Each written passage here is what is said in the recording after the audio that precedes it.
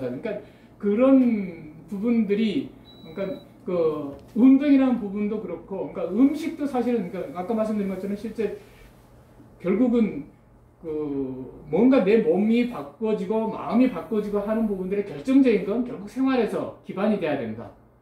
생활에서 기반이 되지 않으면 그 정말 공허하게 된다라는 거고, 그리고 그러면 이 생활 속에서 어떤 모습으로 이 부분들의 내용을 갖출까? 이건 옛날 사람들이 늘상 이야기했던 거예요. 근데 우리는 그 전통에서 너무 멀리 와버린 거예요. 이 부분들의 그 가장 큰 터닝 포인트는 어떻든 6.25 이후에 우리의 서구 근대화예요. 우리가 대학을, 그러니까 학교에서 배우고 있는 모든 부분들이 사실 우리를 이제 이른바 말하면 내 선입관들을 갖춰놓잖아요. 그러니까 사물을 바라보고 일체의 모든 것에 대한 세계관, 습관을 우리는 한 20년 그렇게 배워오는 거예요. 그 세례를 받아온 거거든요. 그러니까 밥 먹는 것도 우리는 바뀌는 거예요. 그러니까 이 이야기를 하면, 그러니까 많은 부분들에 대해서 이제 검토를 해야 되는, 그러니까 우리가 전통이라는 많은 부분들에서 정말 오랫동안 그 왔던 부분들이 지금은 너무 이렇게 문화적으로 마치 보호해야 될 문화적으로 해서 개성해서 이게 우리하고 거리감이 생겨버렸는데, 실제 보면은 먹고 마시고 자고 꿈꾸고 걷고 하는 이거 일체 부분이 인류로서 수천 년을 내려왔고 한국인으로서 수천 년 내려왔다면 그 생활 양식으로 내려와야 되거든요. 그러니까 가장 대표적인 게 지금 우리한테 가전 음식이 거의 사라졌어요. 가전 음식. 그러니까 음식이라고 말하면, 그러니까 우리가 뭐 신토불이라는 말을 하거나 여러 가지 말을 쓰는데, 음식이라고 말하면 최소한 먹고 있는 우리가 가족을 포함하던 내 자신이든 아니면 그 향토 음식에서 향토 공동체든, 그러면 그 사람들이 먹는 음식이라는 게 최소한 몇 대는 검증되어 온 거예요. 설령 이제 딸기를 다른 데서 가져오더라도 우리 지역에 있는 사람들이, 우리 집안 식구들이 먹으면, 이렇게 요리를 하면 우리 집안 식구들은 탈나지 않고 몸이 안정적으로 재생산되더라. 그게 최소한 3대는 검증돼야 돼요. 그게 가전 음식이거든요. 가전 음식이요. 근데 지금은 대부분의 음식이 지금 레시피예요. 책 보고 하거나 PV 보고 하거나 검색해서 해요. 지금 대부분이. 이건 뭐냐면, 그러니까 이런 패턴의 음식은 유럽을 여행 가도 마찬가지 패턴이에요. 중국을 가도 대부분 마찬가지 패턴이에요. 특히 호텔에 머물고 하고 거기서 음식을 먹잖아요. 그러면 같은 패턴이에요. 그러니까 지금은 지역적인 부분에서 음식의 특징이 사라졌어요. 그리고 지금 우리가 이렇게 더우면 에어컨 틀고 추우면 난방을 하잖아요. 전 세계가 생활 온도가 비슷해요. 지금은. 그러니까 이건 이제 나중에 이제 끝부분에 이제 말씀을 드리려고 하는데, 하여튼 지금은 전 세계인들이 먹는 음식이 비슷해졌고 사는 생활 온도가 비슷해졌어요. 근데 이게 굉장히 중요한데, 사실 기후변화보다 더 무서운 변화거든요, 이거. 어떤 거냐면, 내가 살고 있는 이 땅과 내가 살고 있는 기후와 이 환경이라는 게 뭐냐면, 우리의 체질을 형성하고, 이 체질이라는 게 뭐냐면, 면역력도 같이 형성하는 거거든요. 그래서 다른 데서 오는 바이러스가 거기 생존을 못하게 하는 게 우리 나름의 어떤 공동체 방식이에요. 그래서 옛날에는 시골에 성황당이 있으면, 그 성황당 이게 뭐냐면 그 마을의 기준이거든요. 왜냐하면 뭐 이렇게 되게 그 심리마다 마을이 생기면 산이 있고 물이 있는 거예요. 그러면 지역이 바뀌는 거예요. 그러면 음식도 바뀌지만 바이러스도, 미생물도 이 지역에 미생물이 있고 저 지역에 미생물이 따로 있는 거예요. 그러니까 이 집 된장하고 저 집 된장이 다른 거예요. 만드는 방법이 달라서 다를 수도 있지만 그 집이나 지역마다의 존재하는, 활동하는 미생물 환경이 다른 거예요. 이게 이제 생명의 가장 기본 공식이거든요. 근데 이게 무너진 거예요. 그러니까는 코로나 같은 경우가 생기면 이제는, 과거에 코로나가 있었다고 그러잖아요. 근데 과거에 코로나가 있으면 지역과 그 기후 시기에 의해서 면역이 되는 거예요. 인간이 면역은 한계가 있어요. 근데 계절이라든가 이게 시간이 바뀌거나 아니면 지역이 바뀌어요. 그러면 그 바이러스가 못 들어오는 거예요. 그리고 들어왔다 하더라도 계절이 바뀌면 그 바이러스는 소멸하는 거예요. 이게 이제 자연적인 생태계예요. 근데 지금은 그게 불가능하다는 거예요. 왜냐하면 음식이 비슷해서 체질이 비슷해요. 전 세계인이.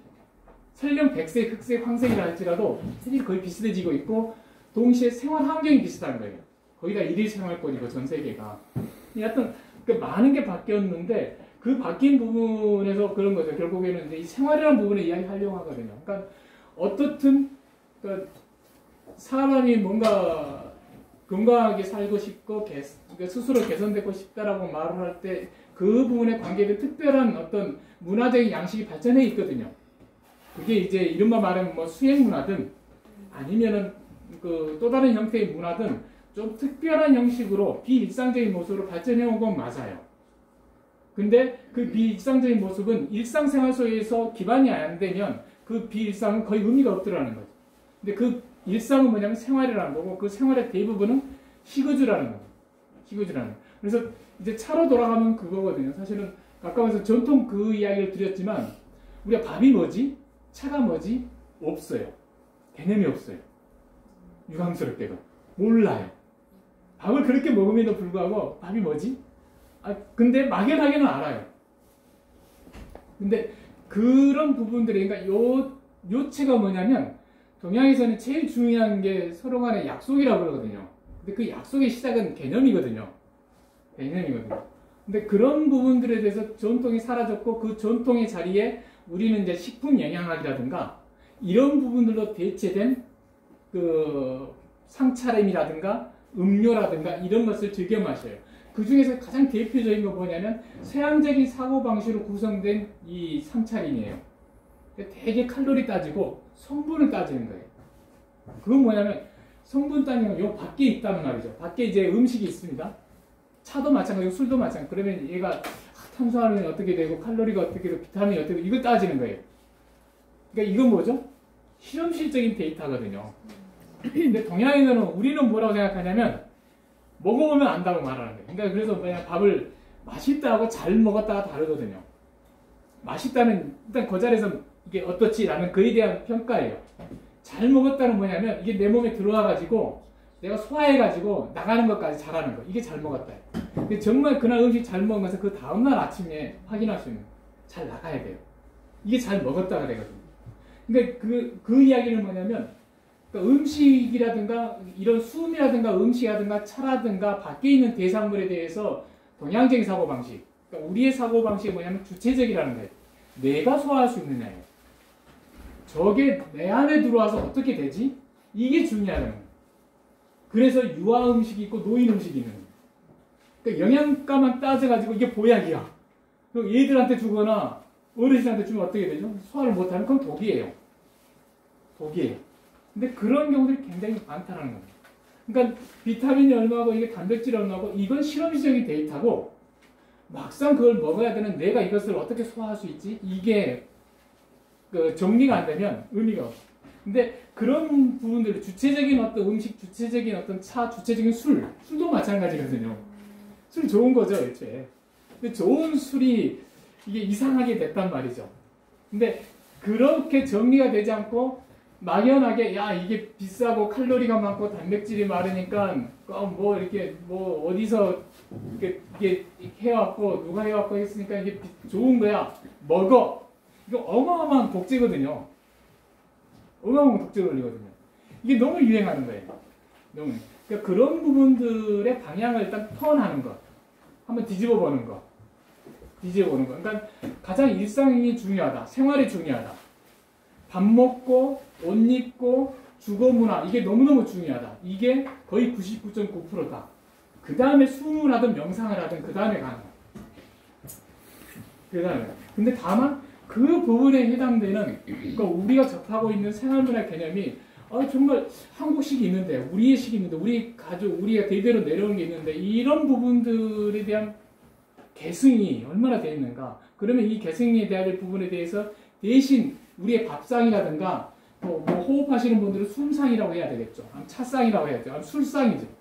이걸 상차림을 하고 먹고 즐길 때 우리 어떤 생각 갖고 어떤 기준 갖고 이렇게 하지? 무조건 즐기자. 잘 먹고 아까 말씀드린 게 잘 먹었다는 그게 아니란 말이죠. 그러니까 여하튼 그런 부분들을 한 번쯤은 되짚어 보자는 겁니다. 한번 점검해 보자는 거예요. 앞에 먼저 드셨던 차가 혹시 무슨 차인지 아시겠습니까? 아싸 홍차. 네, 홍차예요. 홍차예요. 홍차를 드셨고요. 이건 아싸 홍차가 아니고 그러니까 오늘 제 주제는 차거든요. 제가 사실은 장 목사님하고 약간 이야기를 할 때 어떤 주제를 해야 될지 할 때 고민이 많이 됐습니다. 왜냐하면 차는 거대한 학문이거든요. 차라는 것도. 이걸 단순간에 말씀드리기는 어렵고, 그다음 또 한편으로는 몸에 대해서 이야기하자니 이것도 한이 없고, 그래서 생각한 건 결국 그거예요. 생활을 기준으로 해서 우리가 가지고 있는 몸과 관계된 개념들이 얼마만큼 이렇게 모호한가.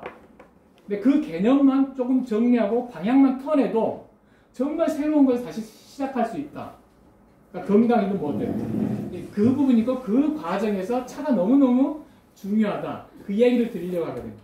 여기까지가 서론임. 근데 차, 이거 두 번째 차를 한번 우려드릴게요. 그러니까 우리는 사이에 제가 좀 이 얘기 좀 하고 차 이게 드시면서 하시죠. 이건 홍차는 나중에 말씀드리겠지만 홍차는 역사가 굉장히 짧습니다. 홍차가 또 우리한테 등장한 것은 그러니까 전 세계적으로 한 역사는 한 600년밖에 안 됩니다. 차의 역사는 얼마나 될까요? 차의 역사. 응? 설찬이 오래됐다고요?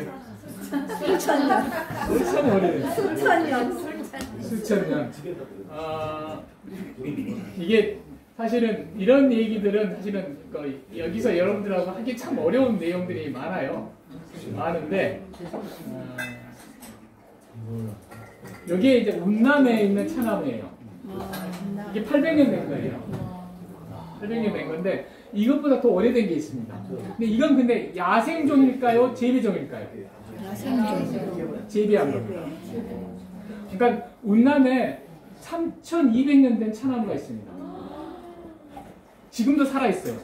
근데 그건 야생일까요? 재배할까요? 야생. 재배한 겁니다. 오, 3천.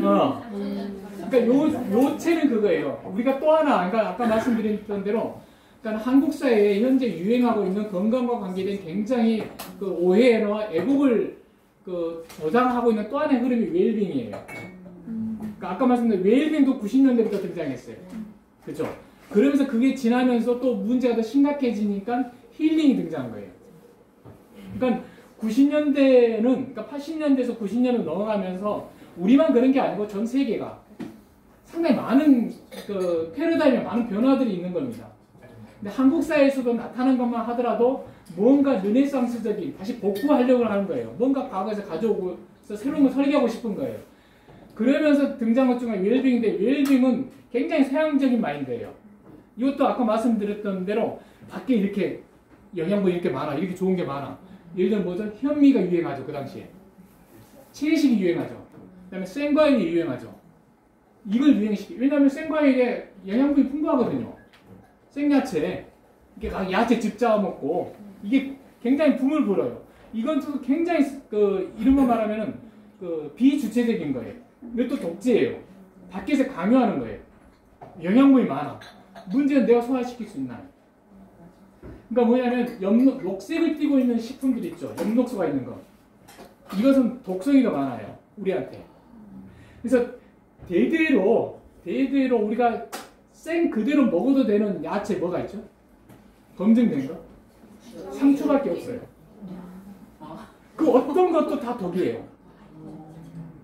물론 영양분도 있죠. 영양분도 있죠. 그러니까 깻잎도 많이 먹으면 힘들어요. 생으로. 그러니까 생과일을, 그러니까 옛날 사람들은 생과일을 그대로 먹는 경우는 거의 없어요. 그러니까 생야채, 그러니까 뭐냐 자연에서 나는 1차 농산품 있죠. 생으로 먹는 건 없어요. 이게 뭐냐면, 그러니까 그냥 실험실적인 데이터를 가지고서 영양분을 해서 이게 좋다라고 강요하는 그 패턴이 그게 뭐 어떤 논리가 되냐면 이런 거 말하면 장사의 논리예요. 활기 좋아요. 근데 이거 먹어서 내가 몸이 어떻지 소화시킬 수 있나 어떻지 이걸 확인하고 선택하세요. 이건 뭐죠? 이건 장사가 될 수가 없어요. 어려워요. 그러니까 이게 굉장히 큰 차이예요. 그러니까 웰빙은 장사하기가 쉬워요. 여기 일단 데이터가 많아. 실험실에서 연구한 게 많아. 또 교수들하고 이렇게 협업해가지고 많은 데이터들이 있어요. 먹으라, 이게 안 돼. 소화하기 어려워. 그런 게 너무너무 많은 거예요. 그러니까 그런 부분들이 있는데 이게 꺼도 될 것 같은데. 그러니까 왜 그러냐면 우리가 컬처라는 말이 있죠. 문화라는 말. 컬처는 뭐냐면 재배하다거든요. 그러니까 이게 막스가 아닐지라도 애초에 인간은 분명히 다른 동물들처럼 야생에서 살았을 거예요. 원시 공동체 사이에선 채집경제였을 거예요. 그러면서 어느 순간 인간이 인간으로서 독립됐을 거예요. 그게 이제 문화라고 말하거든요. 근데 그 문화에서 가장 큰 특징이 뭐죠? 결국은 농업혁명이에요. 그러니까 재배하기 시작한 거예요. 불을 쓰고. 그러니까 야생으로 있는 것은 인간이 먹기에는 힘든 거예요. 야생으로 있는 것. 근데 어떻게 되죠? 야생에 있는 것? 산삼 좋다. 야생 그대로가 좋다. 이렇게 많이 구원하죠. 우리가 소화를 못하는 거예요. 독이 훨씬 더 많은 거예요. 그걸 우리가 소화하게끔 바꾸는 게 뭐죠? 법제라고 부르는 거예요. 그러니까 산삼 정말 좋아요, 효능. 근데 우리가 소화 못 시켜요. 그러면 어떻게 소화시키게끔 만들어야 되죠? 그게 법제죠. 그러니까 그게 약이죠. 약은 중요한 게 법제예요. 그러니까 생 그대로 먹는 것은 원래 그대로면 모든 걸 때는 그거 양아니에요. 양아니에요. 생 그대로 하는 거예요. 지금 차 드십시오. 이제 두 번째 차죠. 이 차는 앞에 차하고 다르죠. 나중에 여쭤볼 테니까 이 차에 대한 느낌을 몸으로 기억했다가 이야기하셔야 됩니다. 아까 홍차 드셨고 두 번째 차를 드시고 계십니다. 이 두 번째 차는 우롱차예요. 여러분을 우롱하려고 들으는 게 아니고 우롱차, 오룡차, 까마귀 오자에다가 용룡자. 까마귀처럼 생겼다고 붙여진 이름인데 일단 드셔보시고 좀 이야기를 조금 더 풀어나가니까 그러니까 차 이야기로 가기 위해서 그런 겁니다. 여하튼 그러니까 인간이 인간으로서 그러니까 이렇게 그 채집 경제에서 아니면은 이렇게 그 다른 어떤 동물들과 같은 그러니까 이름하면 밀림이나 정글이었을 거 아니에요. 거기서 벗어날 수 있는 건 재배를 하고 불을 사용하면서. 그러니까 재배를 했다는 건 뭐냐면 사람들이 굉장히 요즘에 자연인 프로그램이 남성들한테 인기 제1이잖아요. 그건 야만이에요, 자연인 프로그램. 그게 어떻게 자연인입니까? 실제 정말 자연답게 산다는 게 뭔데요? 그러면 야만이 그러니까 왜 그러냐면 자연답게 산다는 건 뭐냐면 자연의 흐름이 있어요. 그러면 나중에 보겠지만 자연의 흐름이 되려면 이 시간과 공간의 흐름을 맞춰줘야 돼요. 그게 정말 자연이에요. 그러니까 도시에 살아도 시간의 흐름을 맞추면 계절의 흐름과 그러니까 아침의 기운이 다르고 낮의 기운이 다르고 저녁의 기운이 다를 거 아니에요. 그럼 그에 맞추어서 자기가 생활하는 것. 이게 이른바 자연인이거든요. 도시와 시골을 도시가 왜 자연이 안 되면 안 되냐. 여하튼 자연이라고 말하면 그러니까 이 전체적인 우주적인 시간과 공간의 흐름하고 같이 호흡하는 것. 그게 자연이거든요. 근데 여하튼 다른 생명체들도 자기 논리를 갖고 있다는 거예요. 근데 그런 부분들에서 녹색 잎을 띠고 있는 이 녹색 식물들은 기본적으로 자기를 보호하기 위해서 갖고 있는 게 엽록소예요. 그래서 소도 그러니까 초식동물들도 자기가 먹는 것은 자기가 먹는 것만 먹어. 소화시킬 수 있는 것만. 그래서 그걸 뭐라고 그러죠? 꿀이라고 부르는 거예요. 꿀값 하는 거예요. 그러니까 토끼도 자기한테 어울리는 거 먹는 거예요. 이것저것 먹지 않아요. 이것저것 먹이려면 인간이 이제 재료를 만들어서 이제 소 먹이라든가 사료를 만들어서 주죠. 그러면 어떻게 하죠? 법제를 해야 돼요. 불을 주거나 중화를 시켜줘야 돼요. 센 것을 그러니까 이 풀도 좋고 저 풀도 좋고 딱 떨어지면 소 그거 다 안 먹어요. 자기한테 어울리는 것만 먹는다는 거예요. 그래서 그것을 옛날 사람들이 꿀이라고 그랬다는 거예요. 꿀값 한다고. 그러니까 그러는 것처럼 근데 우리한테도 그러니까 우리 입장에서도 그러니까 엽록소는 굉장히 뛰어난 에너지원이거든요. 식물이 갖고 있는 거. 근데 그걸 취하고 싶은 거예요. 근데 취하고 싶은데 그대로 취하면은 그 영양분도 있지만 독성도 있더라는 거예요. 그게 뭐냐면 그게 너무너무 뛰어난 약성이 뛰어난 것은 그 법제라면 약이 되고 일반적인 것들은 식품이 되는 거죠. 그래서 우리 음식의 재료가 되는 거죠. 여하튼 약도 그렇고 우리가 먹는 음식은 대부분이 그 야생 그대로 취하지 않는 거예요. 새로 농사를 지어서 재배를 하는 거예요. 조금은 순화가 되게, 그러니까 우리가 바로 야생을 취할 수 없으니까 우리가 소화를 잘 시킬 수 있을 만큼 재배를 한 단계 거치는 거예요. 그리고 그것에 대해서도 또 한 번 불을 주거나 햇빛을 주거나 미생물을 이용해서 삭히거나, 그러니까는 이게 겉절이 김치든 김장 김치든 이런 식으로 중화를 한번 시키는 겁니다. 그 다음에 우리가 취하는 거예요. 그러니까 그게 인류의 수명을 연장해오는 유일한 방법인 거예요. 물론 의학도 있고 뭐 위생, 그러니까 요즘에 수명이 100세까지 늘어가는 것은 뭐 의료의 덕분이라 하지만 의료의 덕분이기 이전에 기본적으로 의식주 덕분이죠. 당연히. 이게 뭔가 안전해진 거예요. 훨씬 더. 그리고 내가 더 소화를 잘 시킬 수 있고. 이 노하우들이. 근데 이제 현대에 들어서면서 이상한 논리들이 등장하면서 공급자 위주가 되면서 이상하게 부담이 소화라는 주체적인 입장에 고려되지 않는 그런 패턴들이 유행하면서 그게 일으키는 문제가 어쩌면 현재 노이성 질환일 수 있습니다. 그것만 회복된다면, 그런 부분들만 아니라면 실제 100세 건강한 모습으로 100세를 누릴 수도 있습니다. 훨씬 유리한 조건이기 때문에. 여하튼 그런 부분이고, 차도 마찬가지라는 거예요. 애초에 차가 야생으로 있었겠죠. 차가.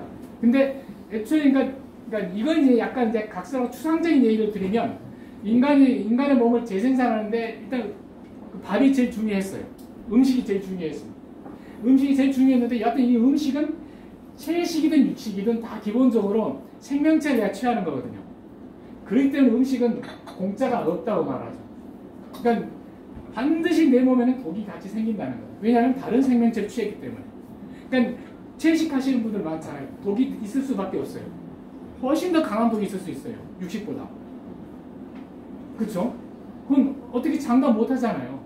근데 그런 독이 어떻게 남아있지? 이건 현대 의료에서 체크할 수 있는 건 아닌데 여하튼 그게 밖에서 사물을 취할 때는 분명히 그 밖의 사물이 주는 인과는 분명히 있을 거란 말이죠. 근데 그것을 극복하기 위해서 내가 소화를 잘 시켜서 하는 방법이 요리거든요. 요리법이거든요. 그게 가전대에 내려온 거고 지역에서 내려왔다는 겁니다. 그 민족으로 내려온 거고. 근데 그런 음식들을 어떻게 계승하지? 이런 부분들이 이제 초점이 될 텐데 여하튼 차도 마찬가지였다는 거예요. 그러니까 이 차가 등장한 건 이 농업혁명 이후에 그러니까 음식을 통해서 뭔가 그러니까 재배를 하기 시작했고 그게 이제 컬처라고 그랬죠. 재배를 하기 시작했고 불을 사용해서 내가 1차적인 상품들을 받아들이는데 굉장히 주체적으로 안전하게 재생산할 수 있게 된 거예요. 그럼에도 독이 있더라는 거예요. 그에 대한 얘기가 이거예요. 이 분이 이제 신농씨인데 전설상의 인물로 알려져 있는데 이건 이제 각설하고요. 이 이야기는 주제가 아니죠. 하여튼 신농 본초경이라고 있습니다. 그러니까 동양 최초의 의학서예요. 동양 최초의 의학서인데 그러니까 신농씨가 대략 5,500년 전의 인물이거든요. 그게 이제 대략 농업혁명하고도 비슷해요. 그러니까 신농씨는 이름이 농자가 있으니까는 농사의 아버지가 이렇게 하는데 그건 잘못된 표현인 거고 농자는 뭐냐면 왜 네가 곡부 땅이죠. 곡자죠. 곡부 땅에서 누에를 친 사람이 농이에요. 이게 누에 신자거든요. 별 신자기라고. 그러니까 곡부 땅에서 그러니까 누에는 뭐죠? 옷이에요. 그래서 신농씨는 동양에서 의식주의 관계에 대해서 굉장히 상징적인 인물이에요. 여하튼 신농씨가 했던 역할이 뭐냐면 주변에 이렇게 수많은 이제 우리가 이제 취할 먹거리들이 있을 거 아니에요. 각각이 어떤 성질이 있지 이걸 밝힌 사람이에요. 그러니까 이거 다 먹어보고 밝혔는데 문제는 어떻게 되냐면 자기가 먹어보다가 독에 걸리는 거예요. 그러니까 100초, 그러니까 100가지가 아니라 수만 가지의 풀을 먹어보다가 스스로 72가지 독에 걸린 거예요. 근데 이 독을 뭐로 풀었느냐? 차를 가지고 풀었다 해요. 이게 차에 대한 최초의 기록이고 차를 마시는 이유에 대한 분명한 정의예요. 요체는 뭐냐면 차는 음식으로부터 시작됐다는 거예요. 그러니까 여하튼 신농씨 덕분에 그러니까 대략 한 360가지로 나누거든요. 상중하를 해가지고 우리 몸에. 근데 이 구절이 뭐라고 하냐면 사람 몸에 독이 생기는 이유를 밝힌 거예요. 아까 말씀드렸죠. 야생 동물들은 먹는 것만 먹어요. 그러니까 사자가 토끼 먹다가 뭐 이렇게 다른 거 먹다가 그렇지 않는다는 거예요. 먹는 거예요. 초식 동물들도 자기가 먹는 풀만 먹어요. 근데 인간은 이거 먹자고 이 이야기는 여러 가지를 먹는다. 이건 잡식이라는 여러 가지 섞어 먹는다는 거. 그러니까 우리 몸에 독이 생기는 이유 첫 번째 섞어 먹는 데서 독이 생기는 거예요. 서로 다른 성질의 것들을 섞어 먹는 데서. 근데 그걸 확인해서 안전하게 정리한 게 아까 말씀드린 가전 음식이고 지역 음식인 거예요. 그러니까 영양가 좋은 곳에서 먹는 게 가전 음식이 아니고 아 이렇게 이런 재료를 이렇게 요리를 하면은 안전해. 그게 가전 음식입니다. 그게 사라졌다는 거예요. 이 같은 섞어 먹는 데서 독이 70이가 있다. 어떤 독이니까 이게 뭐냐면 어떤 음식과 어떤 음식을 섞어 먹었을 때 어떤 독이 생긴다라는 데한 정리예요. 이 부분이 우리의 주제는 아니니까. 요체는 우리가 살기 위해서 음식을 먹어야 돼. 음식 사귀면. 근데 음식이 우리를 죽이기도 하더라는 거예요. 그러니까 음식은 우리를 살리기도 하지만 우리를 죽이기도 하는 게 음식이라는 거예요. 그 문제를 어떻게 풀지? 신동씨가 제안했던 게 차라는 거예요. 대략 5,000년 전 스토리예요. 근데 이 관계에 대해서 아까 말씀드린 것처럼 운남에 차나무가 재배한 차나무가 3,200년 내기 있단 말이죠. 그럼 이전부터 있었겠죠. 여하튼 차를 마시는 이유는 해독제예요. 해독제. 그러니까 차를 마시면서 야 향이 어때? 아 이 차가 무슨 차야? 이 차는 비싸. 그건 다음 문제고 첫 번째는 내 몸에 해독을 해줄 수 있느냐 없느냐. 해독을 못 시키면 그건 차가 아니에요. 차를 마시는 이유? 해독제예요. 그래서 음식을 식사를 하고 난 다음에 반드시 차를 마셔요. 다만 어떤 차를 마실까? 이건 다른 문제. 여하튼 차에 대한 간단한 정의예요. 근데 예를 들어서 우리가 이 차 괜찮지 않나요? 우롱차는 아까 홍차를 드시고 우롱차 근데 우롱차하고 홍차는 역사가 짧아요. 600년밖에 안 됐습니다. 우롱차하고 홍차는. 다만 이게 차나무들이 이렇게 이건 이제 800년, 900년 됐고 대략 이제 900년 가까이 되죠. 이게 운남에 가면 뭐 이게 이 정도 600년, 800년 된 것은 흔해요. 근데 아까 3,000년 된 게 있고 1,000년 이상의 차나무가 있어요. 이 이야기는 뭐냐면 이건 이제 이런 걸 두고 우리가 이제 교목형이라고 부르죠. 이런 걸 두고 관목형이라고 불러요. 관자가 뭐냐면 물 뿌리를 관이에요. 그래서 여러 개 막 이렇게 물이 가지가 이렇게 올라오죠. 여러 개의 가지가 땅에서 이런 걸 관목형이라고 불러요. 그러니까 이걸 왜 이야기를 드리냐면 자 신동씨가 이야기했단 말이죠. 음식 여러 가지를 섞어 먹다가 생기니까 이걸 해결해 줄 수 있는 게 차란 말이죠. 근데 그러니까 해독을 해주게 주는 게 차인데 그 차의 작용을 하는 걸 오로지 차나무만이 하는 거예요. 이제 여기서 이제 질문이 나오는 거예요. 왜 차나무만이 차가 되냐? 그러니까 우리는 간잎차라고 부르죠. 대추차 부르고 이건 뭐죠? 이 내용차예요. 그러니까 차나무를 가지고 해서 차를 만들려고 했는데 없어. 귀해. 그러니까 대신 만드는 거예요. 그러니까 아무리 귀족이라 할지라도 예전 차가 너무 귀한 거예요. 거의 왕의 전유물이고 정말 귀했고 이건 국가에서 거의 전매 사업자로 관리해 있었어요. 봉건사에서는. 그러니까 함부로 못 마셨어요. 그러니까는 양반들도 힘없는 양반들은 대나무 댄잎 가지고 우려 마시거나 그런 거예요. 그러니까 이게 간잎 갖고 우려 마시거나. 이건 대용차예요. 목표는 뭐죠? 어떻든 간에 해독을 하고 싶은 거예요. 그러니까 그런 의미에서 내 몸에서 뭔가 해독과 관계되어 있는 건 전부 차라고 부를 수 있는 거예요. 다만 수천 년의 인류 역사에서 그 남녀노소 누구나 마셔도 되고 어떤 음식하고 어울려도 되고 그렇게 독을 풀어줄 수 있는 건 차라고 불렀는데 오로지 차나무에 있는 찻잎만이 하는 거예요. 이게 그래서 그런데 왜 차나무의 찻잎만이 차가 될까? 라는 게 이제 또 한편으로는 이제 차에서 이제 중요한 주제거든요. 이건 좀 알고 계시는 게 좋아요. 첫 번째 차나무의 뿌리는 여기가 이제 운남성이거든요. 여기도 이건 이제 그 미얀마하고 붙어 있는 그 국경선에 있는 쪽인데 개간 사업하다 보니까 이건 제가 그 답사가서 찍은 거거든요. 뿌리가 이렇게 곱게 내려가죠. 뿌리가 직근성이라는 겁니다. 뿌리가. 그러니까 어떻든 이 차나무가 자기의 에너지 생산 방식이 햇빛을 통해서, 그러니까 광합성을 통해서 햇빛을 받아들이고 뿌리를 통해서 토양에서 있는 자양분을 받아들여서 그 두 가지의 결과물을 입에 저장할 거 아니에요. 저장된 그 잎을 가지고서 원료를 삼아서 차로 만드는 거잖아. 근데 봤더니 다른 나무하고 다른 초목하고 달리 차나무는 뿌리가 직근성이에요. 그러면은 이건 아직 어리잖아요. 그러니까 이런 교목종은 자기 키의 2배, 3배가 뿌리가 내려갑니다. 그러면 얘가 키가 한 10m 정도 됩니다. 그러면 뿌리가 한 30m 내려가는 거예요. 그러니까 어떤 나무도 빨아들일 수 없는 그런 자양분. 그러니까 이걸 우리가 개념상 그렇죠. 요게 이제 표토죠. 요게 대략 이제 심토가 되죠. 헥토. 뭐 여기 영화 파묘 같은 데 보면 묘를 쓰면 이런 데다 써야죠. 여기는 흔들리지 않죠. 헥토죠. 헥토 밑에 뭐가 있죠? 바위가 있겠죠. 그 다음에 이 사이에 수맥이 지나가겠죠. 이게 토양의 생태계거든요. 이 토양의 생태계에도 그러니까는 바위층과 헥토층과 표토층과 그 다음에 물이 이게 나름대로 자기 세계를 구성하고 있는 거예요. 여기에도 무수한 미생물이 존재하고 공기도 들어가야 되고 그러면서 흙마다 백토도 있고 홍토도 있고 황토도 있고 흙토도 있으면서 각각의 영양분이 다른 거예요. 여하튼 차나무가 뿌리가 여기까지 내려가서 바위층부터 가져오는 거예요. 어떤 나무도 못하는 에너지를 가져오는 거예요. 그게 첫 번째 조건이에요. 그러니까 그 차나무한테 제일 우리가 보기에 안 좋은 건 뭐냐면 농약이 아니라 비료예요. 비료를 치면 뿌리가 이렇게 안 내려가요. 뭐하러 내려가요? 왜냐하면 내려가는 것은 이거 뭐죠? 어마어마한 고행이거든요. 그러니까 중력을 거부하고 뚫고 내려가는 거 아니에요. 그죠? 근데 이렇게 좋은 게 있는데 영양분이 그럼 뿌리가 어떻게 되죠? 이렇게 되는 옆으로 되는 거예요.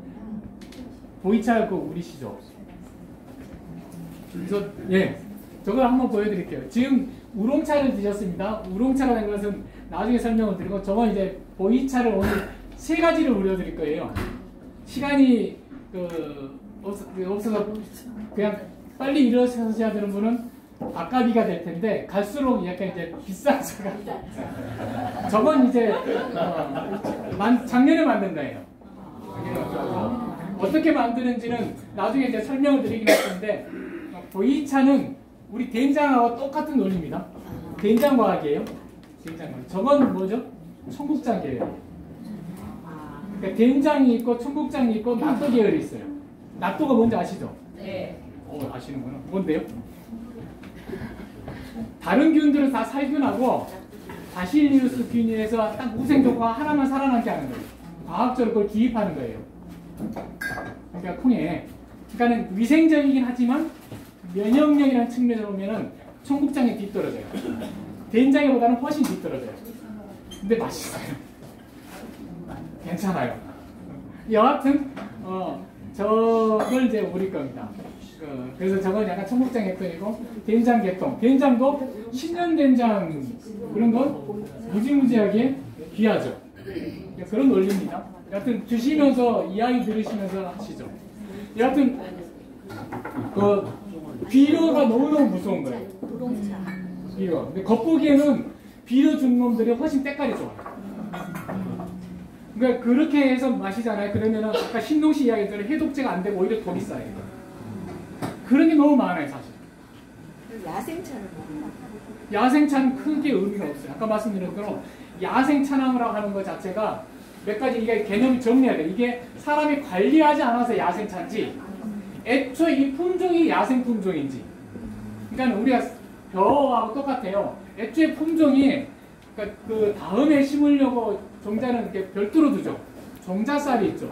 얘하고 지금은 되게 씨앗이 공장제이기 때문에 수확하고 그걸 뿌리면 안 나요. 그게 거의 안 납니다. 그러니까 이건 뭐죠? 이것도 굉장히 변하죠. 여하튼 우리가 굉장히 이게 야생인데 야생이 개념이 참 애매해. 사람이 손길이 안 가는 게 야생인지 예전에 누군가 재배했다가 방치된 건지 아니면 품종 자체가 야생종을 말하는 건지 참 애매해요. 그래서 지금 보이차에서도 야생이라고 말하는 거 있잖아요. 되게 뻥이에요. 되게 뻥이에요. 그러니까 실제 되게 재배한 거예요. 그래서 오히려 따져야 될 것은 차나무를 따질 때 교목형이냐. 왜냐하면 교목형이 아니면 관목형이냐. 왜냐하면 이 뿌리가 내려가서 어디까지 내려가서 자연번에 가져왔지 이게 기준이 돼야 돼요. 이걸 가지고서 야생균이 그렇게 확인하는 건 별도의 문제예요. 가장 중요한 1차적인 것은 얘가 교목형이냐 반목형이냐, 그리고 얘가 받아들이는 토양이 어떤 토양이냐. 조금 이따 질문하세요. 또 하나의 차나무의 특징이 뭐냐면, 되게 일반 어떤 그 식물들은 잎을 피우면 그게 어떤 꽃으로 가고 열매를 가죠. 근데 차나무는 찻잎은 봄부터 그 초겨울까지 잎을 한 15번 계속 피웁니다. 그러니까 차는 따서, 차나무에서 찻잎을 따서 차로 만들려면 봄에도 가능하고 여름에도 가능하고 가을에도 가능해요. 근데 되게 봄잎을 좋아하고 가을잎을 싫어해요. 왜냐하면 요즘 세상이 너무 향위주로 가버렸어요. 사실상 바디감이라든가 몸에 있어서는 가을차가 좋거든요. 왜냐하면 가을차는 아예 그대로 하면은 봄부터 여름까지 그 숱한 그 고행을 겪어온 찻잎이에요. 그러니까 얘가 피워내는 잎은 다른 거예요. 그러니까 훨씬 더 산전수전 겪어서 태어난 거예요. 그러니까 얘가 어떻게 되죠? 맛이 센 거예요. 이걸 싫어하는 거예요. 중국 소비자들이라든가 한국 소비자들이. 그래서 봄에 딱 난 잎. 봄에 딴 잎은 뭐죠? 아직 땅이 덜 풀렸죠. 막 고구차가 무전이라고 하잖아요. 고구 이전. 이건 사실 또 마케팅이에요. 그러니까 이 식물은 땅으로, 아까 말씀드렸죠. 햇빛을 받아서 광합성을 해. 토양으로부터 자양물을 받아들여. 그것을 자기가 재생산해서 축적해놓은 방식이 있잖아요. 그것을 원료로 삼아서 우리는 음식의 재료를 쓰잖아요. 차로도 쓰고 약으로도 쓰고. 근데 이게 이상하게 요즘에 커피의 그 연장선일 수도 있는데 너무 향미로 가는 거예요. 향으로 감각적으로 가는 거예요. 그러니까 우전이면, 고구 이전이면 땅이 덜 풀렸어요. 그러면 여기에 난 잎이 뭐죠? 여기서부터 그 받아들인 게 없고 그냥 햇빛 받아서 겨우 광합성이 들뚱말뚱한 거예요. 아주 여린 거예요. 향이 순수한, 향이 좋은 게 아니라 향이 아직은 순수한 거예요. 이걸 비싸게 주고 파는 거예요. 놓고 보면 얘가 자연에서 인간한테 전해줄 소식이 거의 없는데, 이 논리예요. 그러니까 굉장히 많은 부분에서 비상식이 상식처럼 유통되고 있는 게 지금의 상황이 많아요. 그러니까 차만이 이런 게 아니죠. 많은 부분들에서 한번 생각해 볼 거. 그러니까 우리가 자연에 만나서 자연에서 우리가 서로 주고받으면서 뭔가 나를 위해서 쓰고자 하는데 이 자연으로부터 뭘 취하지, 이런 부분들은, 그러니까 이 차의 1차적인 재료는 이 부분이라는 거예요.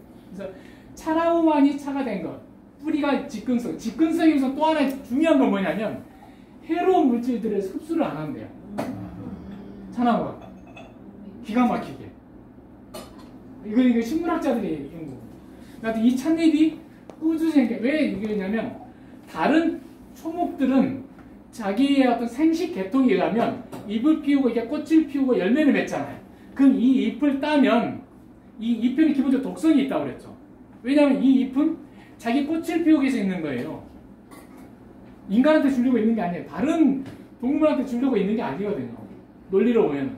그러니까 녹색 식물들은 엽록소가 있는 것은 독이 있다는 거예요. 그래서 잘 골라 먹어야 된다는 건데, 그래서 인간의 입장에서, 그러니까 차나무는 1년에 15번, 16번 피면서 1년에 여기서 3-4번 채취하더라도 독이 없다는 겁니다. 왜냐하면 1년에 계속 나기 때문에. 그러다가 12월 초에 꽃이 피거든요. 열매를 맺거든요. 그러니까 그 12월 초, 11월 말 12월 초에 꽃을 피우기 위해서 봄부터 그렇게 잎을 여러 번 피우는 거, 그 과정 속에서 몇 번을 솎아내도 괜찮다는 거예요. 대신에 그러니까 그 한도는 있겠죠. 너무 과도 체협하면 차나무가 반환을 하겠죠. 반환을. 여하튼 그렇습니다. 이 논리로, 그러니까 식물학자들이 말하는 얘기예요. 왜 차나무의 찻잎만이 그 차가 될까? 그 부분에서 그러니까 이 뿌리의 조건, 그러니까 직근성, 그다음에 잎의 조건, 이런 부분들, 그리고 실제 잎의 뭐 구조라든가 이런 부분들까지 아주 디테일하게 많은 부분들이 있을 수 있는데, 그걸 떠나서 약간 큰 틀에서만 말씀드리면 이런 조건이에요. 이런 조건인데 이런 차를 가지고서 이제 차를 만들었겠죠. 여하튼 차의 시작은 운남입니다. 혹시 운남, 이게 운남의 글자고, 우리 이게 차라고 이렇게 글자 쓰죠. 이게 그 왕이지 글씨인데, 차라는 글자, 이 글자는 언제 생겼죠? 혹시 아시는 분? 그러니까 우리 아까 그 신농 씨가 이야기했죠. 신농 본초기 얘기하고 대략 한 5,000년 전 스토리들이 막 되잖아요. 그때는 이 글자가 없었어요. 한자가. 이건 당나라 때죠. 당나라. 그러면은 3,200년, 당나라는 지금부터 대략 1,500년? 그 정도밖에 안 되잖아요. 1,000년. 근데 3,000년 전에 이미 제비종이 있었어. 운남에는. 그 운남은 아시겠지만 거기 나온 26개 소수민족이 공존하고 있는데 그들이 차나무를 심기 시작했고 그 재배종으로 심기 시작했고 실제 차를 만들어서 문화적으로 즐기기 시작한 건 이쪽에 있는 히말라야 남쪽에 있는 그 소수민족들이에요. 소수민족들이에요.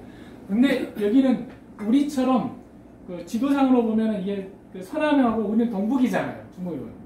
중국이 이제 현재 하고 있는 부분에서 약간 중원의 한족 문화가 아니잖아요. 그러니까 이 차라는 글자로 통일됐다는 건 뭐냐면 당나라 시대 때 중원의 한족 중심으로 차 문화가 재편된 거예요. 운남의 차는 하차는 걸로 치부되는 거예요. 그래서 중원의 차 문화 중심으로 차가 우리한테 교과서로 전달되는 거예요. 그래서 그걸 한국 차계에서도 그걸 숭상을 하고 그러니까 정말로 차를 복원시키려면 운남으로 가야 되는데 운남의 소수민족들의 그 오래된 역사 그리고 실제 아까 말씀드린 차라는 건 굉장히 국가 중요한 재정 사업이거든요. 송나라 때도 재정 수입의 넘버포가 차세예요. 우리나라도 마찬가지예요.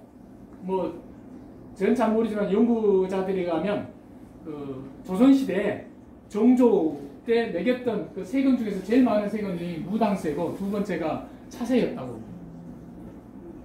그러니까 농민들 세금 공사 안 짓고 다 떠나는 거예요. 결국. 여하튼 그러니까 실제 국가적으로 운영되기 때문에 운남에서 차가 시작됐다라는 그냥 막연한 환상이 중요한 게 아니고 운남에서는 국가가 어떤 국가가 있어, 어떤 나라가 있었지. 그러니까 당나라가 있었을 때 운남에는 어떤 나라가 있어가지고 이걸 차를 제도화하고 국가 산업을 했을까. 이게 중요한데 이게 계승이 안 돼요. 너무 막연해요. 여하튼 차의 시작은 운남이에요. 그리고 우리는 차라고 말하지만 거기서는 차라고 말하지 않아요. 뇌라고 해요. 뇌라고 말. 그러니까 차라는 말은 뭐냐면 그러니까 우리 발음이 차죠. 다라고 우리가 다라고 발음하죠. 다는 정체불명의 발음입니다. 다라는 발음은. 근데 나중에 뭐 이상하게 좀 고상한 경전이나 책은 다로 하고 상품은 차로 하고 이런 식의 해석이 나중에 되는데 그건 전혀 아니고 애초에 차예요. 다만 중국 사투리가 여러 지역이 있다 보니까 다로 발음하고 차로 발음하는 데가 중국 사투리, 지방 사투리가 있는 거예요. 근데 언어적으로 보면 다 차로 읽어야 돼요. 여하튼 차라는 말을 저렇게 썼단 말이에요. 당나라 이걸 만들었어요. 뜻글자를. 애초에 운남에서 내라고 발음했어요. 그러니까 내가 어떤 시에는 지금 이제 드실 차가 보이차거든요. 보이차는 많이 들어보셨죠? 거기 보이차 한번 들어보시겠어요? 상품은? 네. 저렇게 떡처럼 생겼죠? 네. 아까 드실 때는 이렇게 만두처럼 생겼고, 어떤 건 네모나게 생겼고, 이건 다 형태가 이유가 있습니다. 예전에, 그러니까 당나라 시기에 거기에 국가가 있으면 거기 남조 대리국이거든요. 남성분들이 주로 보는 무협지 천룡팔부에 등장하는 남조 대리국이라는 나라가 있습니다. 우리가 여기에 신라 발해가 있었을 때 거기는 남조 대리국, 당나라 이렇게 있었는데 그 남조 대리국에서 차 문화를 굉장히 융성시키거든요. 근데 여하튼 거기서는 내라고 부르는데 보이는 나중에 이제 학자들이 뭐냐면 보이라는 지역에서 차를 생산했기 때문에 보이차다 이렇게 불렀다고 해요. 이것도 꽝이에요. 애초에 지역 이름이 먼저가 아니고 저 차가 먼저 있었던 거예요. 저 차가 먼저 있었고 저 차를 거래하는 지역 이름을 나중에 보이라고 붙여준 거예요. 그러면 애초에 보이가 뭐였을까? 그러니까 보이는 뭐죠? 우리 발음이고 중국 발음은 푸월이죠. 푸월이 중국 발음이고 그러면 이 소수민족들은 어떻게 발음했을까요? 이 소수민족들은 중국말이 아니잖아요. 소수민족들 말이거든요. 그러니까 소수민족 말은 그냥 푸레예요. 푸레. 그러니까 뭐냐면 보이가 있으면 보이가 푸월이 푸레예요. 그러니까 레가 차예요. 이 동아시아 쪽에서는 차라고 발음하고 서남아시아에서는 네라고 발음합니다. 푸는 떡이에요. 떡. 그게 뭐죠? 떡차예요. 다만 떡차는 떡차인데 이 네라고 발음했다는 거예요. 그러니까 발음이 다르잖아요. 차하고 레가. 그건 소리 글자에서 그러니까 읽고 이게 뜻 글자로 하면 이건 그쪽에서 차라는 레라는 글자예요. 거기 있는 나시족이 있거든요. 운남에. 그 여강에 요즘에는 하도 이제 그 여행 프로그램들이 많아서 소개되고 있는데 여하튼 거기서 말하는 레라는 글자예요. 요건 그쪽에 여하튼 상형 문자를 지금도 쓰고 있어요. 4,000년 된 건데 지금도 쓰고 있습니다. 중국은 갑골이랑 이런 게 상형 문자 거의 안 쓰잖아요. 근데 운남의 소수민족들은 지금도 거의 간판에 이걸 쓰고 있는 거예요. 이게 하늘이고 이게 땅이에요. 그러니까 하늘이 내려주고 땅이 받아서 다시 내준 이게 젖이에요. 이게 차의 내용성이에요. 운남 사람들의. 그러니까 이걸 가지고서 저희가 이제 브랜드로 지우라고 썼는데 땅젖이라고. 여하튼 그러니까 뭐냐면 그러니까 우리가 차를 개성하고 보고 그러니까 차를 정말 잘 쓰고 싶은데 잘 쓰려면은 그러니까 르네상스라는 말처럼 어딘가 기원이 있을 거 아니에요. 차를 왜 마셨을까? 어떤 모습이 우리한테 그러니까 왜 마셨을까 이유를 알겠어요. 해독이래요. 그럼 그 해독에 쓰일 수 있는 차가 어떤 차지? 이런 부분들을 정리하려면 결국 두 가지예요. 언어적인 접근을 해 나가서 애초의 모습을 복원하고 그 지역에서 그 사람들이 이렇게 즐겼던 그 문화를 개성하는 거예요. 그래서 다시 재정리하는 거예요. 그러니까는 사실은 저 차라는 부분으로 가지고서 당나라식의 경전이 집필되죠. 차경이라고. 그것도 우리한테 가경이라고 있는데 차경이라고 그래요. 정말 그 경전처럼 떠받들고 있는 거예요. 그건 당나라식의 중원의 한 지역의 차를 가지고서 정리해 놓은 책일 뿐이에요. 그 당시에는 그 책을 지었던 사람은 운남에 가보지도 않은 거예요. 그 당시 운남에 있는 남조 데리고 하고 당나라는 어마어마한 전쟁을 하는 시기였거든요. 전쟁을 했습니다. 여하튼 그 운남에서 이 차 문화가 개선해야 되는데 실제 그 지금 우리가 접하고 있는 차 이론은 아쉽게도 서양식이거나 중국식이에요. 아니면 일본식이에요. 한국에서. 여하튼 이게 근원이고 그러니까 레라고 발음하는 이의 의미는 뭐냐면 비우다예요. 차가 갖고 있는 의미는 뭐냐면 채우다예요. 그러니까 언어학적으로 띄고 있는 인문적인 의미가 뭐냐면 우리 몸에 채울 걸 채워주고 비워줄 걸 비워주는 것. 이게 차예요. 그러니까 의학적으로 보면 해독제고 인문적으로 표현하면 뭔가 그럴싸하게 표현하면 우리 몸의 체온과 비움의 거의 조합, 체온과 비움의 미학, 그게 차예요. 다만 동아시아 쪽에서는 체음을 강조한 거예요. 이렇게 채워주면 이렇게 비워지더라. 이 서남아시아 쪽은 내를 강조한 거예요. 이렇게 비우면 저절로 채워지더라. 다만 기본은 음식이더라. 음식을 통해서 인간의 몸의 재생산이 이루어지는데 그 가운데에서 뭔가 그 음식의 재생산하는 부분을 유지하는 데서 비워줄 거 비워주자. 이건 채워줄 거 채워주자. 이게 결합된 게 차와 레예요. 이걸 나중에 이제 중국은 한자가 다 이게 그 한자 가지고서 외래 문화를 수용해서 자기들 만들거든요. 차례라는 말이 나오는 거예요. 차례는 한자를 그래서 그 문화를 이렇게 있던 문화들을 받아들여 가지고서 중국화한 게 차례라는 표현이에요. 차례 가지고서 예절의 형식에 취하는 거예요. 그러니까 차례라는 말이 거기서 어디서 왔지? 그러니까 차례 가지고서 제사 지내는 게 차례 전혀 아닌 거예요. 그러니까 우리 몸에서 체온과 비움 어떻게 하지? 그 부분이 차의 미학이고 차의 응용이고 문화의 핵심이에요. 근데 이런 부분들이 당나라 시기에 당나라가 정리해놓은 그 차에 대한 교전 그게 세팅이 되면서 그 이후에 다 그 부분을 지금도 국내의 차계가 서양의 차 이론과 이 당나라식의 정리 이 체계를 가지고 교육을 해요. 굉장히 그 주파수가 그 권지수가 어떻게 보면 참 이게 잘못된 경우는 많다요. 여하튼 이 부분을 전제를 하고 이게 넓은 의미에서 이제 차나무들의 산지거든요. 그러니까 이 운남이 있습니다. 운남은 가보신 분 계시죠? 예. 그 다음에 또 조만간에 티벳을 간다는 소식을 제가 들었는데 이쪽이죠. 서남 쪽이죠. 티벳. 이 전체가 이제 중국이잖아요. 중국인데 지금 드시는 것은 보이차고 작년에 만든 보이차입니다. 보이차 한 잔 드시죠. 보이차는 이 운난 지금 드신 거는 운난 여기서 그 작년에 제작한 거고요. 2차 드셔보시죠. 얼마 전에 이효리 씨가 라방에서 이 차를 들고 저희가 이효리 씨를 광고로 고용한 건 아니고요. 제가 돈이 없으니까 그런 거 못하는데 이효리 씨가 저희 차를 굉장히 좋아해요. 그래서 저희는 아침에 지유에서 나온 이 차를 마신다고 라방에서 이야기를 해서 덕을 좀 보고 있어요. 그거는 너무 비싸서 아니요. 아니 우리가 훈남에 가가지고 그건 나중에 얘기해드릴게요. 아까 드셨던 홍차 우롱차 있죠? 그것은 여기 복건성에서 난 거예요. 그러니까 홍차와 우롱차의 고향은 복건성이에요. 근데 제가 이제 보이차라고 말을 했지만 이렇게 이제 이름을 붙였잖아요. 그러니까 녹차다, 홍차다, 보이차다 이건 이름이 뭐죠?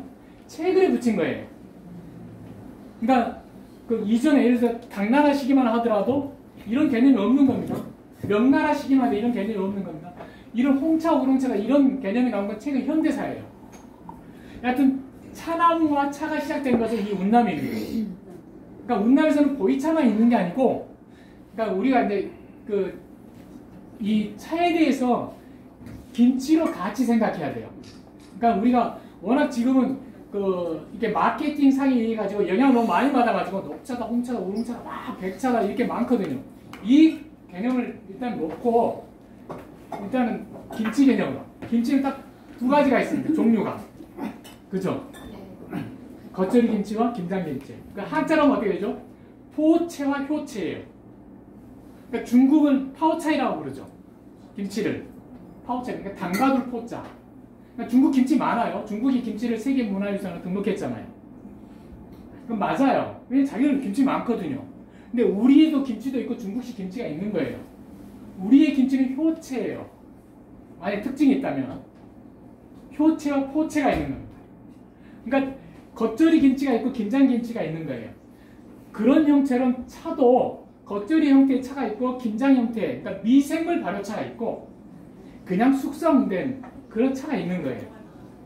근데 그것을 현재 이름을 녹차, 홍차 이렇게 이름을 불렀을 뿐이에요. 과거에 운남에 그 다양한 차가 다 있었던 거예요. 다만 운남의 차는 이 중원의 입장에서 자기들이 여기하고는 그 원료가 다르고 차나무가 다르거든요. 여기는 아까 봤을 때 키가 이렇게 커요. 교목형이에요. 근데 그 교목형 차나무들이 이렇게 전해졌을 거 아니에요. 차나무의 시작은 여기서 했으니까. 차나무가 여기서 이렇게 시작됐고 이제 한국이나 일본에서 유학 온 친구들에 의해서 차나무가 이렇게 전달이 돼요. 그러니까 차나무가 전파되는 경로는 이렇게 되는데 그 차나무들이 자라는 게 토양적인 조건에 기후라든 그런 부분들이 달라지면서 차나무들이 달라지기 시작해요. 그리고 재배를 하다 보니까 이렇게 키 작은 놈들이 따기 좋지. 키 10m씩 되면은 그 사다리 타고 올라가야 되는데 안 되잖아요. 그러니까 재배하기 시작하는 거예요. 그러니까 얘가 재배를 하면서 이쪽은 차나무들이 되게 관목형이에요. 짱 낮아요. 우리도 그렇죠. 그러니까 이렇게 되면서 여기서 주로 유행하는 차가 뭐냐면 겉절이 김치와 같은 그런 차예요. 겉절이용 차예요. 그러니까 그 숙성, 그러니까 이른바 산화계열의 차예요. 그러니까 덮어주는, 솥으로 덮어서 비벼주고 말려주고 마시는. 그러니까 우리가 말하는 녹차, 홍차, 우롱차 계통이에요. 녹차, 홍차, 우롱차 계통이 이 일대에서 주로 나는 거예요. 그리고 여기서는 그것도 있고, 그 다음에 이 입이, 그러니까 우리가 이게 많이 아시겠지만, 그 겉절이용 배추가 없고 김장김치 못 담잖아요. 그냥 미생물이 먹을 게 없으니까. 근데 김장김치용 배추 갖고 겉절이 담그면 또 안 되죠. 썩어버릴 거 아니에요. 영양분이 너무 많으니까. 수분도 많고. 그러니까 각각의 용도에 맞게 원료가 있거든요. 그러니까 미생물 발효차가 되려면 입이 커야 돼요. 커야 돼요. 그냥 뿌리가 깊게 내려가야 돼요. 그러니까 그래야만이 미생물 발효차가 돼요. 근데 이게 겉절이용 그렇게 김치가 다르듯이 이렇게 산화계통, 그러니까 녹차, 홍차, 우롱차가 되려면 입이 작아야 돼요. 이게 관목형이에요. 뿌리가 깊게 안 내려가도 돼요. 이렇게 되는 거예요. 근데 이제 관목형 차나무 갖고 만들어갖고 보이차랑 팔 수가 있죠. 얼마든지 할 수 있죠. 그게 많아요. 그러니까 원료 가격이 한 어떤 거냐면 100배 나요. 가격 차이. 근데 이거 따기 쉬운데 굳이 산에 안 올라가도 되고, 근데 산에 올라가고 거기도 사다리를 타는 거예요. 그러면은 그 기본적으로 희소성도 있지만 이게 여러 가지 조건들이 있다는 거예요. 그런 부분들을 고려하면 또 한편에 또 이제 그 어마어마한 마케팅상의 배우의 어떤 이야기할 거리가 많아지는데, 여하튼 지나더라도 여하튼 운남에서 차나무와 차가 시작됐는데 그것에 대해서 문화적으로 정리한 건 당송식이라는 거예요. 그 당송시기의 문화가 한국과 일본에 전해졌다는 거예요. 그래서 그 당송시기와 한국과 일본의, 그러니까 우리는 비슷해요.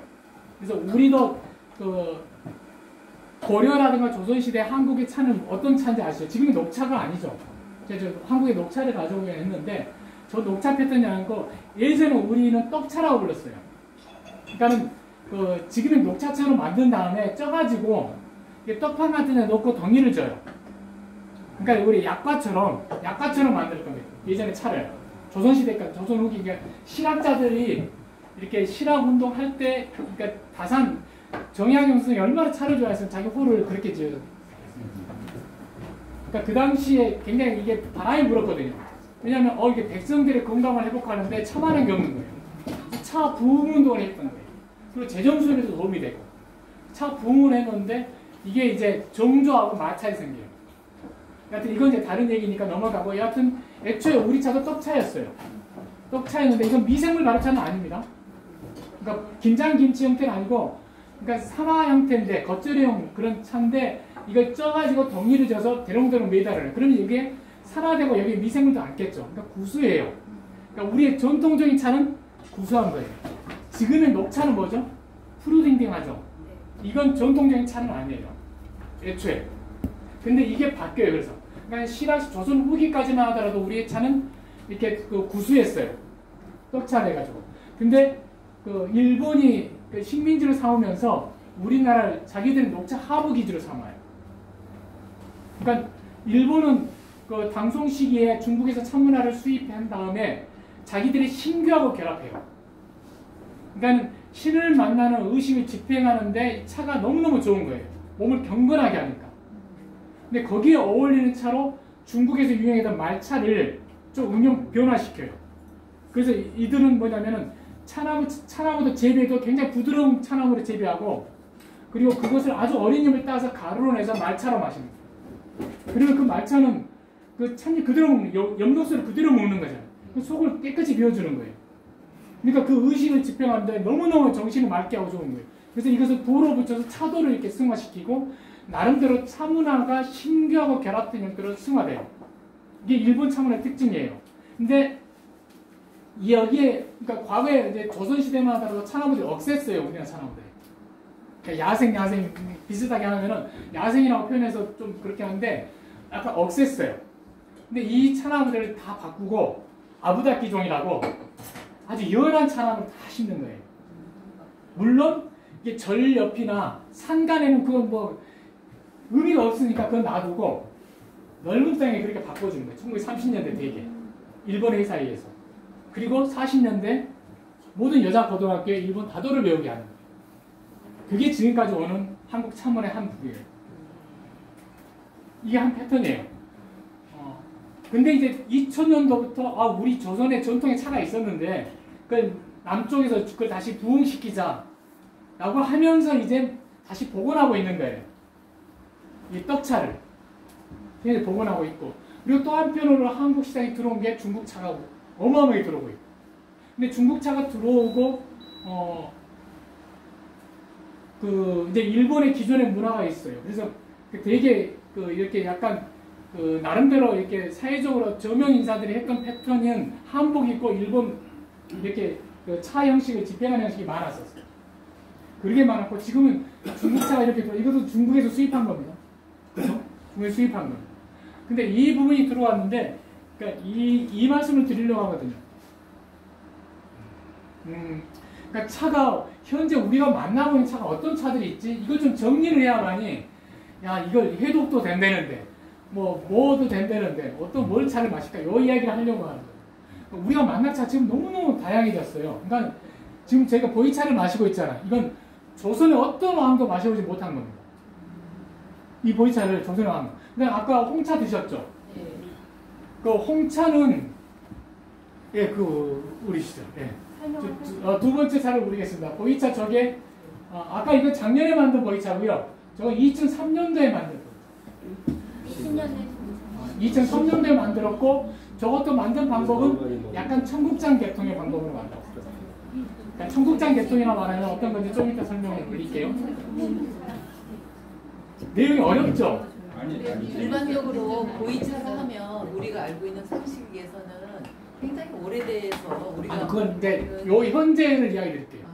요 현재는. 왜냐하면 그러니까 최소한 이야기 차에 대해서 이야기한 김에 짧은 시간이긴 하지만 그래도 그러니까 뭐 음식도 그렇게 해야 되고 뭐 해야 되겠지만 애초에 차를 마셨던 이유가 있고 차나무라든가 원료에 대한 원래 그 개념들이 있는데 그 부분들을 정리해서 차가 원래 이런 거였어.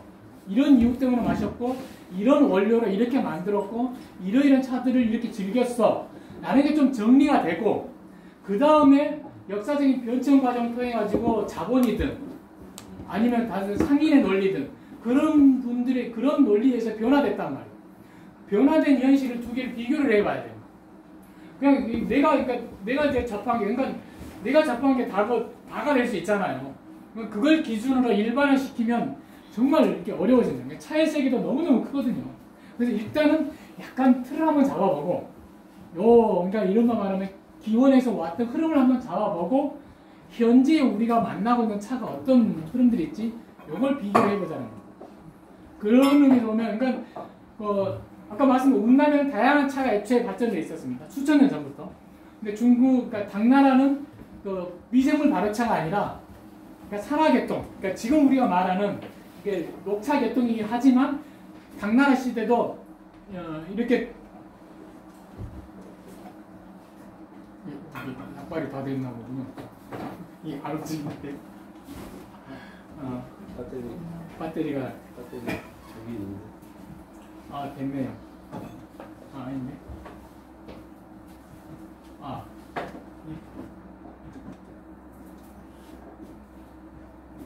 이게 스톱. 그러니까 지금은 되게 현대적인 분류거든요. 이건 현대적인 분류인데 애초에는 이런 분류가 없었어요. 없었고 명나라 때까지만 하더라도 우리나라 조선 후기하고 동일하게 다 떡을 지었었어요. 떡차를. 덩이를 지었었습니다.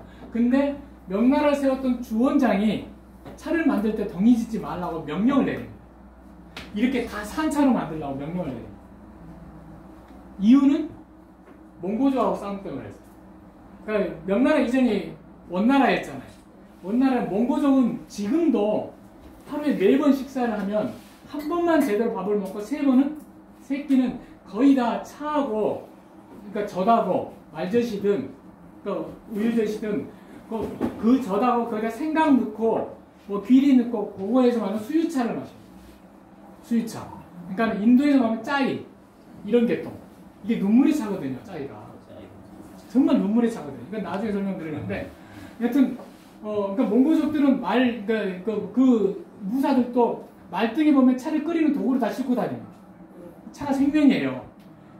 차가 생명이지. 아까 지도 보셨죠? 복건성 남쪽, 중국 남쪽. 거기서 차를 생산하는 주 산지란 말이죠.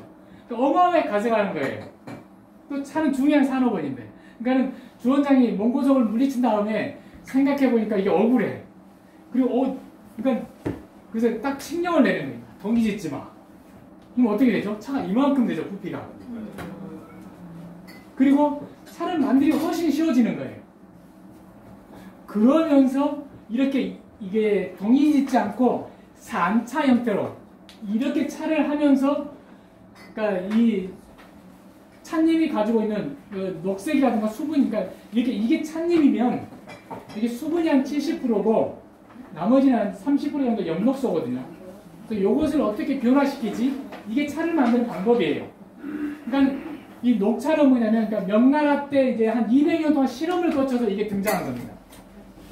실험. 그래서 수분과 엽록소를 한 10%만 제거하는 거예요. 그러니까 엽록소가 많이 남아있어. 녹색이 많이 남아있어. 이 형태가 이름은 녹차가 되는 거예요. 녹차가. 그 다음에 맨 먼저 드셨던 홍차 있죠. 이건 뭐냐면 수분과 엽록소를 90% 가까이 산화시켜버려요. 제거시키는 거예요. 그래서 뭐 강하게 산화시켜버려요. 그러니까 산화 발효라고 그러죠. 그러니까는 녹색이 엽녹소가 엽홍소라든가 이렇게 바뀌겠죠. 그 다음에 우롱차 아까 두 번째 드셨죠. 우롱차는 중간 정도만 산화시킨 거예요. 그러니까 중간 정도만 발효시킨 거예요. 그러니까 약간만 발효시킨 녹차, 강하게 발효시킨 홍차, 중간만 발효시킨 우롱차. 이렇게 분류가 돼요. 이렇게 분류가 된 게 명나라 말기 무렵이에요. 그리고 미생물을 발효시키는 또 장르가 있죠. 이걸 흑차라고 불러요. 까만 흑차. 이렇게 이제 이름을 약속한 거예요. 최근에. 과거에는 이렇게 부르지 않았고, 그러니까 되게 과거에는 지역에서 나니까 지역 이름으로 붙였었어요. 근데 지금은 이제 중국이 문화혁명 이후에 이렇게 분류한 거예요. 최근이죠, 그냥. 이렇게. 근데 이렇게 됐는데 이제 문제는 뭐냐면 이렇게 불리는 게 최근이잖아요. 그러니까 차가 역시 안 움직이는군요. 놔두고 해야 되나? 아니 괜찮아요. 그렇게 해주죠. 그러니까 이 차 산업의 판도가 그러니까 이게 동양의 차의 대표적인 차 문화인데 이게 어느 날 판도가 바뀌는 게 결정적인 계기가 된 게 여러분들 다 아시는 아편 전쟁이에요. 아편 전쟁.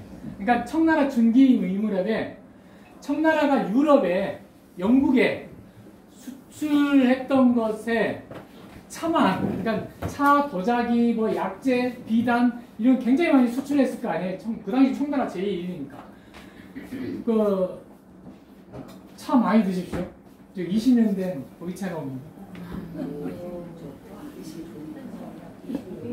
제 얘기는 한 귀로 듣고 한 귀로 흘리시고요. 저 차는 입으로 마셔서 뱃속으로 넣으시면 좋습니다. 많이 드시면 좋습니다. 그러니까 그 청나라 그러니까 아편전쟁 터진 게 대략 1850년 이 무렵이거든요. 그 당시에 처음에는 그러니까 들리는 소리에 하면 그러니까 내려오는 이야기하면 처음에는 녹차류가 수출됐었어요 유럽에. 근데 유럽 사람들이 녹차류를 안 좋아해요. 왜냐하면은 추워. 녹차류는 이게 10%만 제외했기 때문에 엽록소 많이 있으니까 이 성질이 차요. 냉해요. 그러니까 안 맞아요. 근데 영국이 습하고 춥잖아요. 그리고 기름기 아까 케이크를 먹었죠. 아직 안 드셨구나. 케이크 같이 그런 음식에 녹차가 보다는 홍차가 잘 어울려요. 이 홍차가 1600년도에 유럽에 수출되면서 유럽에 뿅 간 거예요. 뿅 간 거예요. 그래서 여러분이 아까 드셨던 차 있죠? 홍차. 그건 영국 황실에서 드셨던 거예요. 그러니까 영국 황실에서 마셨거든요. 아니, 저기 이현님 목사님을 더 많이 들으셔야 되는데 안 들으시고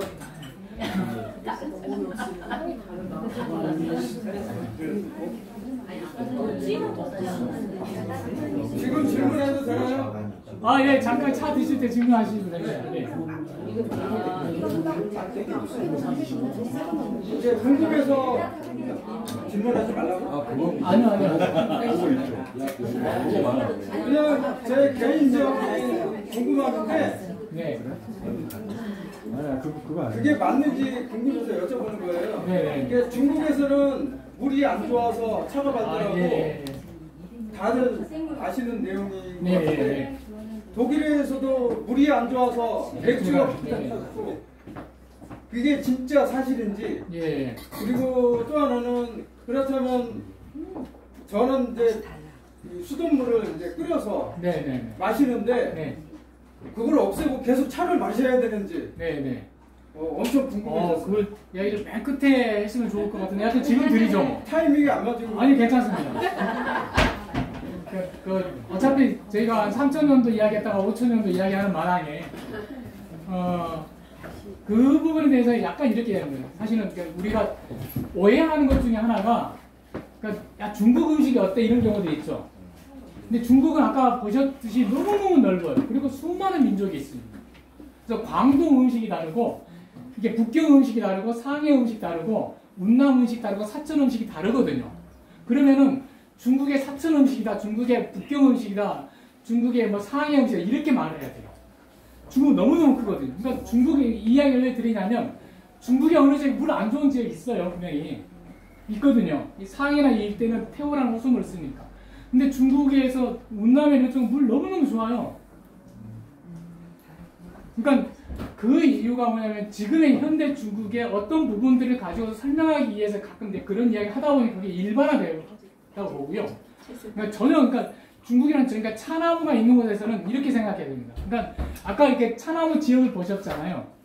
차나무가 있는 쪽에서는 물의 문제가 아니고 물의 문제가 있을 수 있습니다. 분명히. 뭐가 문제가 있냐면 이 아열대 기후층이잖아요. 전염병이 많은 도는 지역이에요. 그러니까 차가 유행했던 이유는 전염병에서 살아남기 위해서 차를 마셨던 거예요. 그러니까 차나무가 자라는 환경, 차 문화가 발전했던 배경을 보면 그 기후도 있고 토양도 있고 물도 있고 근데 제일 중요한 건 그 지역이 그러니까 아예 열대라든가 온대는 상대적으로 전염병이 그렇게 안 돌아요.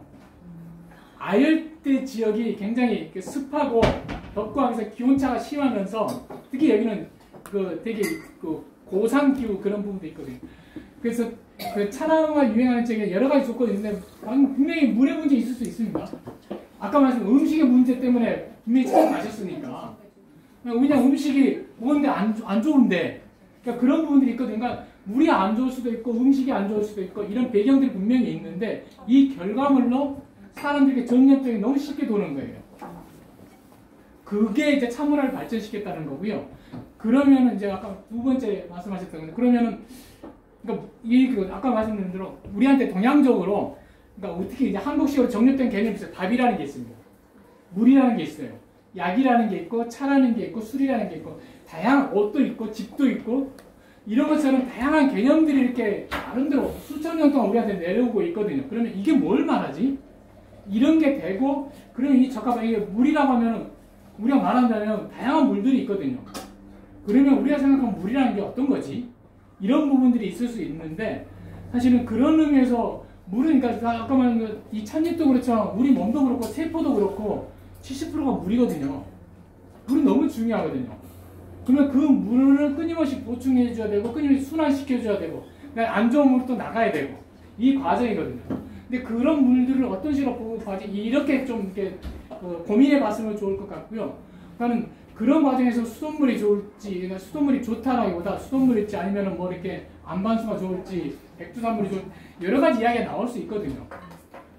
근데 그 문제는 정말 우리 사회적으로 고민해야 될 문제인 것 같아요. 그래서 저희는 이제 정수기를 쓰는데 정수기도 요즘에 여과식을 써야 될지 전기 분해식을 써야 될지 또 달라지거든요. 근데 그러면 어떤 식으로 해야지? 이것도 여러 이야기가 돼야 돼요. 그러니까 첫 번째는 어떤 부분을 가지고서 일반화시키면은 좀 어려워진다. 중국도 그렇고 우리나라도 뭐 영남 쪽, 호남 쪽 음식 다 다르고. 그러니까 물이라는 문제는 그렇게 간단한 문제는 아니다. 그리고 우리 몸이 그러니까 흡수한다고 할 때 정말 그러니까 물도 자연에서 이렇게 그냥 가져오잖아요. 그러니까 소금도 마찬가지일 거고 자연에서 그냥 가져오는 요소들은 실제 보면 그것으로 좋지만 우리가 받아들이고 흡수해서 내 에너지로 쓰기에는 뭔가 하나의 과정이 필요할 거다라고 보는 겁니다. 그러니까 그런 의미에서 보면 물, 그러니까 차디찬 샘물 떠다 계속 마시면 좋을까? 아니거든요. 해로울 수 있거든요. 그러면 어떤 물을 어떻게 마셔야 되지? 보면은 다양하게 사람마다 조건도 다르고 여러 가지가 고려돼야 될 거예요. 이 물 문제도 차 못지않게 밥 못지않게 굉장히 고민을 많이 해야 될 현재 주제인 것 같아요. 그래서 이거에 대해서 명확한 답을 제가 못 드리고 이렇게 넘어가도 되겠습니다. 정부의 사장을 내시죠.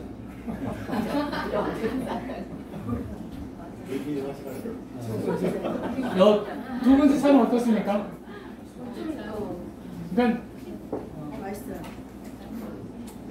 드시고요. 그러니까 여하튼 차 산업에 있어서 결정적인 계기는 아편전쟁이에요. 아편전쟁. 그러니까 아편전쟁 이후에 청나라가 몰락하고 차 산업도 마찬가지예요.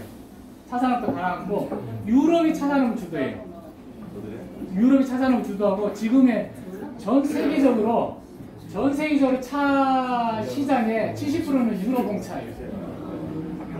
그러니까 중국이 차를 지금 생산을 한 그 전 세계가 지금 차 생산 600만 톤 생산하거든요. 중국이 절반을 생산해요.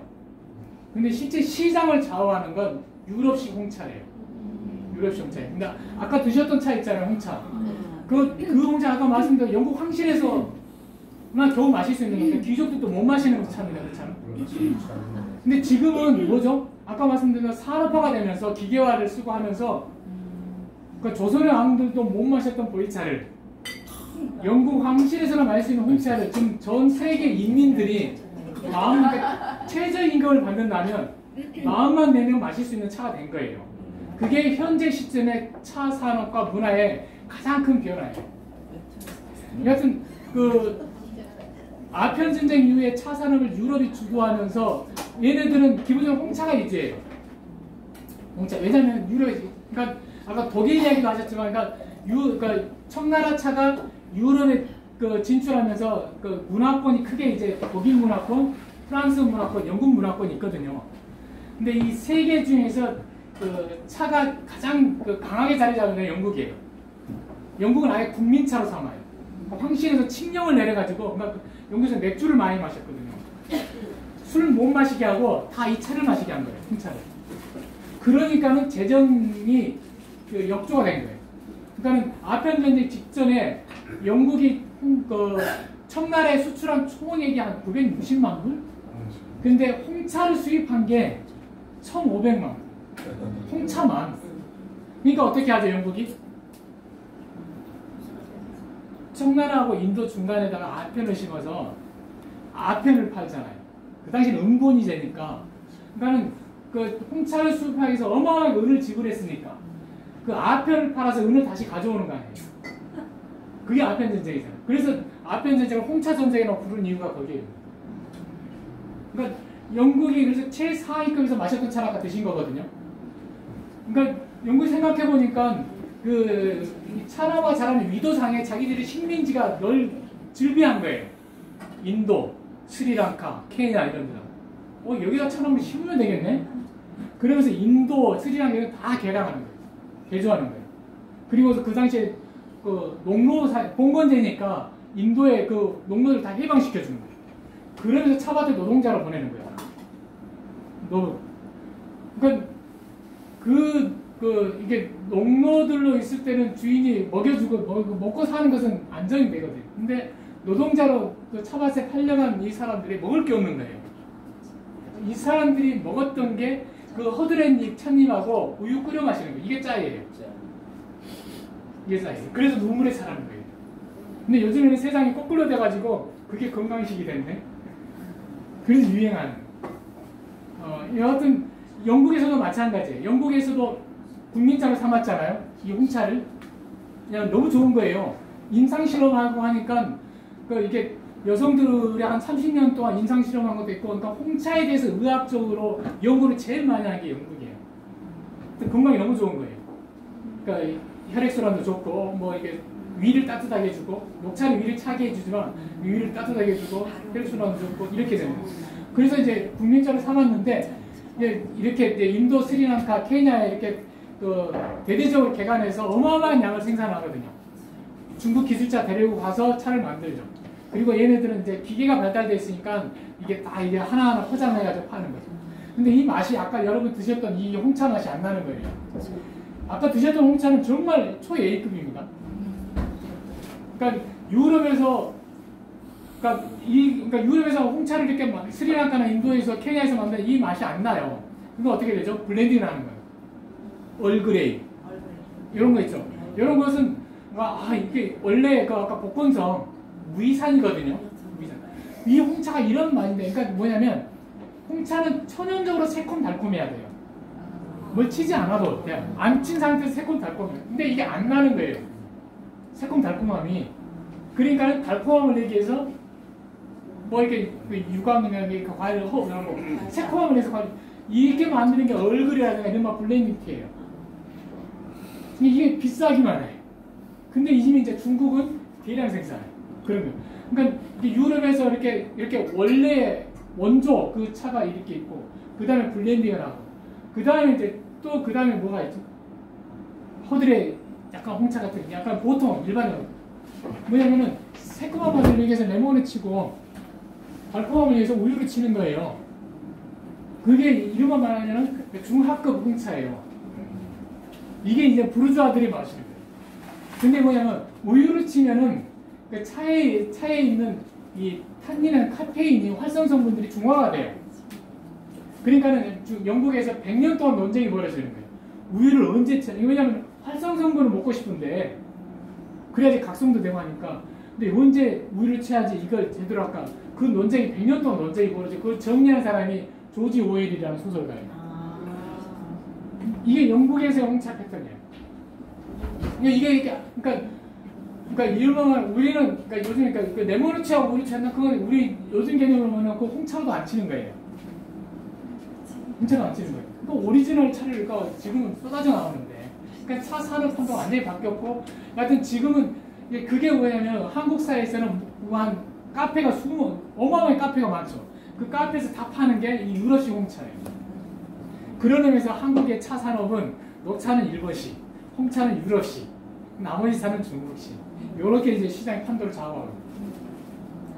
그러니까 지금 보면은 카페에 가보면은 되게 유럽식이에요. 그러니까 마시면 그게 커피 관점이에요. 커피 관점이에요. 그러니까 스타벅스가 사람들이 커피를 이제 자주 안 마시니까 이제 시장 점유율에서 그러니까 떨어지고 있거든요. 커피라는 게. 그러니까 뭐 LA 법정에서 이렇게 발암 물질이라고 이렇게 막 판정도 내리니까 건강을 생각하는 그런 세계적인 흐름상 커피가 시장에 가라앉을 거라고 보고 차를 그러니까 스타벅스도 차를 하고 코카콜라도 차 산업에 이제 뛰어들었어요. 오래 안 됐습니다. 근데 안 돼요. 자리를 못 잡아요. 왜? 커피 관점을 하니까. 커피하고 차는 다르거든요. 커피는 열매죠. 열매고 커피는 또 한편 열매로 만들었고 커피의 카페인과 이 차의 카페인은 달라요. 작용이. 그러니까 커피의 카페인은 몸에 굉장히 오랜 시간 남아요.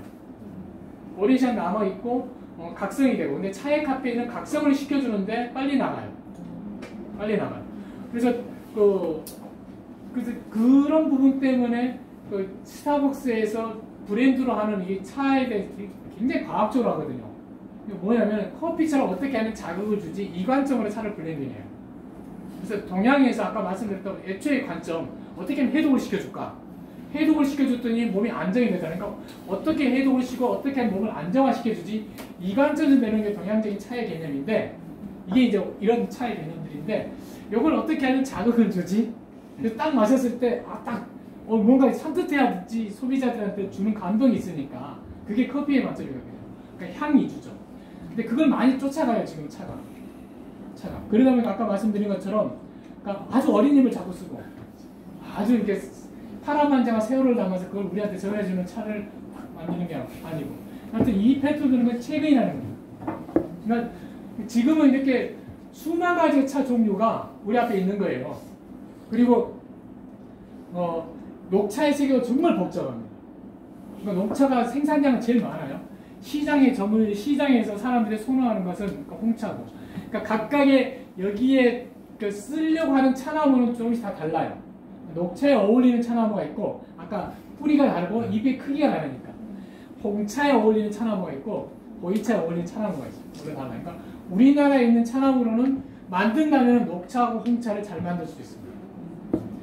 우롱차는 이미 조금 더 커요. 아까 드셨던 거죠. 우롱차는.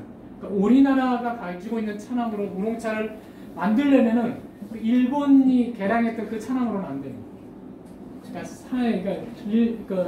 산에 있거나 산간에 있거나 절간 옆에 그러니까 개량되니까 바꾸지 않는 예초부터 내려왔던 그런 차나무는 우롱차로 만들 수 있습니다. 올려서. 왜냐하면 만드는 방법은 이렇게 수분과 엽록소를 10% 제거하고 한 90% 제거하고 중간으로 제거하니까 어떤 방법을 어떻게 제거하지 이것도 굉장히 큰 이야기이긴 하지만 오늘의 주제는 아니니까 아마 우리가 지금 우리가 나갔더니 카페를 가거나 찻집에 가거나 요즘 인터넷 검색하면 차들이 쏟아져 나오거든요. 수많은 차가 있는데 그 차를 어떻게 분류하지?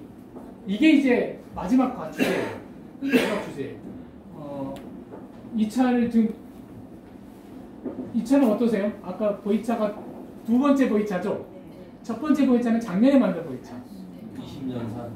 20년. 그러니까 보이차에 대한 얘기를 하려면 또 한이 없거든요. 근데 보이차가 궁금하시죠? 네. 왜 그러냐면요. 먹고 살만하니까 그런 거. 이 이야기 왜 그러냐면, 그러니까 차라는 게, 그러니까 예를 들어서 이게, 그러니까 아편지생 이후로는 유럽이 주도했잖아요. 유럽이 주도했는데, 계속 유럽이 주도할까요? 그게 아니에요. 그러니까 다만 유럽이 주도하는데 여전히 영향력이 센 건 맞아요. 그리고 지금은 대학에서 차를 가르치는 것도 유럽 차 이론이에요. 그러니까 유럽에서는 차가 아까 말씀드린 음식하고 똑같아요. 성분론이에요. 그러니까 이 차들이 무슨 성분이, 예를 들어 녹차는 무슨 이렇게 예를 들어서 이렇게 뭐 이렇게 카테킨이 얼마고 뭐 비타민 얼마고 이렇게 성분으로 다 분류하는 거예요. 그러니까 그런 식이에요. 근데 이게 그렇게 분류하다 보니까 지금 전체 세계 차 무역할 때도 유럽이 정한 거예요. 그래서 유럽이 정해가지고 차를 세 개로 분류해요. 이 발효도 정도로 그린티, 블랙티, 스페셜티 이렇게 분류해요. 스페셜티 안에 우롱티와 푸얼티가 있는 겁니다.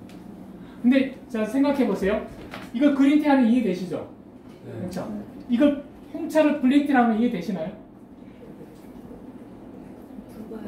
아니 이게 레드티라고 해야 될 거 아니에요. 말 그대로 한다면 왜 블랙티라고 했을까요? 이게 관점의 차이예요. 사물을 바라보는. 그러니까 서양이 가지고 있는 첫 번째는 그러니까 서양 과학이 갖고 있는 물론 마이크로 세계에 대한 것도 있지만 굉장히 세분화시켜요. 그래서 아까 말한 대로 성분으로 나누는 거예요. 뭔가 그러니까 음식도 모든 게 분자화하고 그래서 CHON이 얼마나 있지? 이걸 가지고서 이제 구성을 성분을 설명하는 거예요. 이게 우리 몸에 들어와서 어떻게 작용하지? 이 부분은 다른 문제예요. 이게 성분론이라는 거예요. 또 하나 서양식 아닌 형태론이라는 거예요. 그래서 홍차가 입이 까매요. 그러니까 이게 형태론이에요. 그러니까 이 차를 가지고서 우렸더니 탐색이 붉어지니까 홍차라고 했을까요? 이렇게 이제 해석을 하겠죠. 이건 이렇게 해석하면 뭐냐면 기계적 유물론이에요. 죄송합니다. 이게 요체는 이렇게 서양식의 관점은 일단 형태론이라는 거예요. 생긴 모습을 보고 저게 우리 몸에 들어와서 어떻게 되지? 이건 아니라는 거예요. 그것은 경험과학으로 치부해 버리는 거예요. 근데 동양은 이론도 중요한데 경험이 중요해요. 그래서 이론과 경험을 종합해 가지고서 뭔가 정리하고 싶어요. 그러니까 뭐냐면 요게 우리 몸에 들어와서 어떻게 작용하지? 이걸 가지고 차를 정리를 하려고 하는 거예요. 이게 오래된 역사예요. 근데 이게 아편전쟁 이후에 차 산업을 유럽이 주도하고 대학교 교재도 유럽이 주도하면서 이게 사라진 거예요. 그래서 이제 이유가 나온 겁니다. 자, 애초에 차를 마셨던 이유가 나왔었어요. 해독제였어요. 근데 차가 이렇게 막 분화 발전돼 있죠. 그러면 녹차를 왜 마시지? 이렇게 물어봐야 됩니다. 아니 녹차니까 마셔. 그건 말이 안 되잖아요. 우리나라에서 생산되니까 마셔. 이것도 말이 안 될 거 아니에요. 그러니까 왜 우롱차를 마시냐? 왜 홍차를 마셔야 되고 왜 보이차를 마셔야 돼요? 그러니까 이건 뭐냐? 각각의 차가 갖고 있는 성질, 특성이 있다는 거잖아요.